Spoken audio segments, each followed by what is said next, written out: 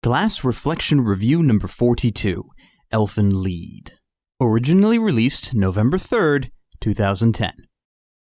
Warning! The anime involved in this review is extremely violent and contains nudity. While great pains were made to censor what footage is used, if you have a problem with seeing decapitations or animated breasts, this video and therefore this anime is not for you. You have been warned.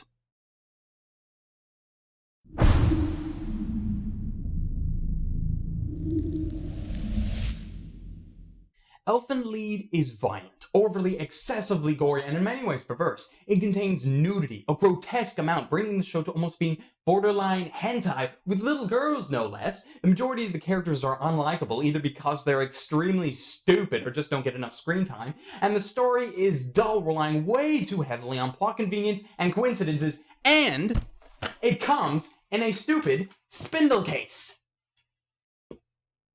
You know what? I love this show!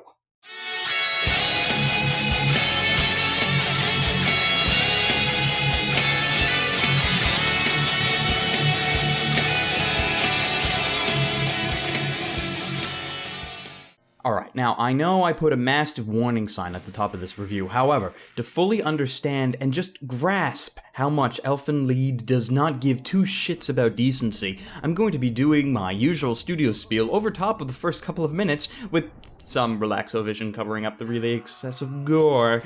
But if you ever think about picking up this show, please note that if you can last the first half or so of the first episode with absolutely no problems, then the rest of the show should not actually bother you. Anyways. So, Elfen Lead was put together by a production studio called ARMS, A-R-M-S, and if you haven't heard of them, I'm not really surprised, as they end up doing shows that most other studios wouldn't touch with a 10-foot pole, like Ikitosen and, hey, Queensblade, why am I not surprised by this? And it makes so much sense. I really have to question a company that predominantly has created animated works that are as close to porn as you can get. They've done actual hentai as well, oh yes, but those really aren't any masterpieces by any standard. In terms of visual quality, they have the bar set pretty high, but when you're trying to draw on idiotic pubescent teenagers with hormones, your animated booty better be pretty damn good. Not that some people will look at 3 girls anyway, but that's beside the point. And since I'm talking about animation, they also use a bunch of 3D effects for these invisible arms that our main heroine and others like her use, an effect that is kind of but at least it gets the point across, though. I think it was better when the arms were truly invisible, but hey, it's drum and bass, what you gonna do? The plot as it stands presents itself well, but like any of the other wonderful-looking images of the show's opening sequence, if you take a step back and to the side, you can see how very two-dimensional it all is. Our main protagonist is a woman called Lucy. In the first episode, you see her naked and escaping from what looks like to be a secret facility, and by escaping, I mean plowing through the front door, because she is equipped with the aforementioned invisible hands that act more like invisible lightsabers that she uses to pretty much slice the crap out of anything and everything she sees between her and the exit. On her way out, however, she gets sniped in the head and falls into the ocean below, only to be washed ashore still naked in front of two Japanese teenagers with a massive case of amnesia. Amnesia so bad that she can only say one word.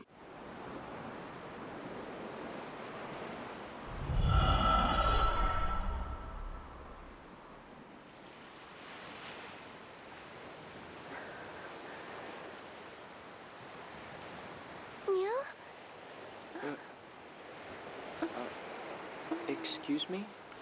So our main character is reduced to a Pokemon. Great. Do recall that I said I liked this show. I don't know what that says about me, but I'll get to more of that in a minute.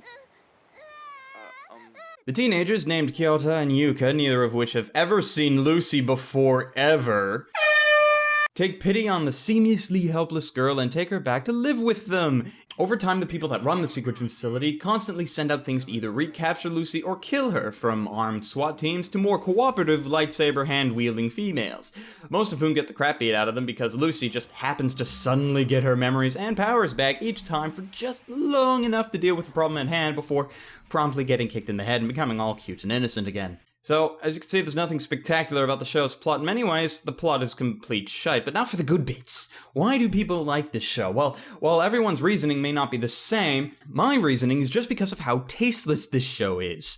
Elfen Lied does not give two shits about you or even itself. Let's compare a moment to works by Kyoto Animation, Air, Canon, and Clan Ad. Arguably, all the same show, with different characters and some different situations tied all together. Yes, I know that's not completely how they are, but for the most part, that is pretty true. Now, look at Elfen Lied. Name me one show, just one, that's similar to it. Because last I checked, there ain't anything close. Elfen Lied is like the Rocky Horror Picture Show of anime. You watch it because you seriously can't believe that this thing exists. It's the type of thing where you go to your friends and you be like, hey dude, you watch this? No? Okay, well then I gotta show this to you because there's no way you're gonna believe me if I just tell you about it. But getting back to the bad parts now, the show's dub is terrible. Like, I thought Final Fantasy Unlimited had a bad dub, but this just takes the cake and adds frosting and a cherry. The actors give the characters absolutely no emotion, which doesn't help the plot whatsoever. And if you watch the dub with the subtitles, you notice the rather massive liberty that the ADR crew with the dialogue and matching lip flap to make it, like, easier on them rather than make a good performance, like, say, Funimation would. What's next? Will you kill me too? So far, I've never been forced to kill one of our species. Our species? Does this mean that the Japanese dub is any better? Well, I can't say for certain because I don't speak Japanese, but for an English-speaking viewer, the Japanese dub is at least more tolerable, assuming you can keep up with the subtitles. Though I do have it on good authority from Japanese speakers that the Japanese dub is also shit as well, so go figure. Now, in terms of the case, I spent a lot of time talking about Ghost Hound's case last week, and this is pretty much the same, so I won't go into giant amount of detail about it. However, if you are planning to pick this show up, there is a much nicer thin pack out there, assuming it hasn't gotten out of print by now, which uses artwork from the opening sequence, and it looks a hell of a lot better than this thing. This is not good. This is blah. And you open it, and more blah. Sorry, I just had to vent. I hate these cases. Anyways. Finally, the ending is nothing noteworthy, so skip it and watch the next episode, so that you can spend time instead watching the beautifully rendered opening sequence. Though it contains mostly just still images, the design of the opening is extremely visually appealing, possibly taking into the account that all the images are just modified versions of actual artwork put in front of this extremely beautiful vocal piece. Which is so good that they have to put different versions of it in almost every episode as background music on top of being the opening. And the op is just really calming, not the sort of thing that you would expect from a show as violent as this, and really, it helps the show throw you for a loop during the first few violently filled minutes of episode 1. So is it good?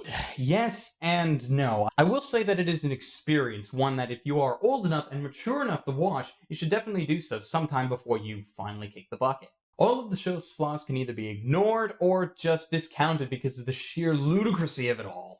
And trust me, there are much worse shows out there that are a hell of a lot more painful to watch than this.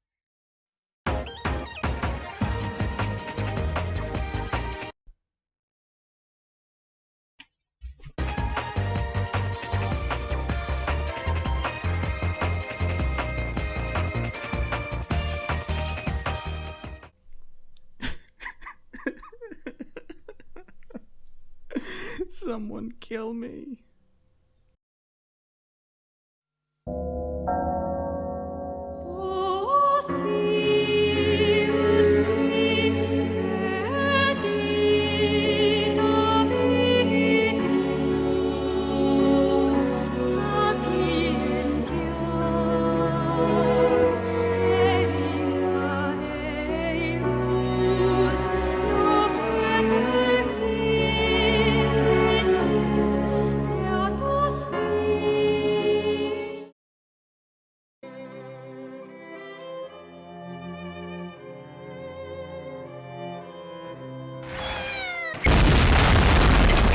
You just got nuked!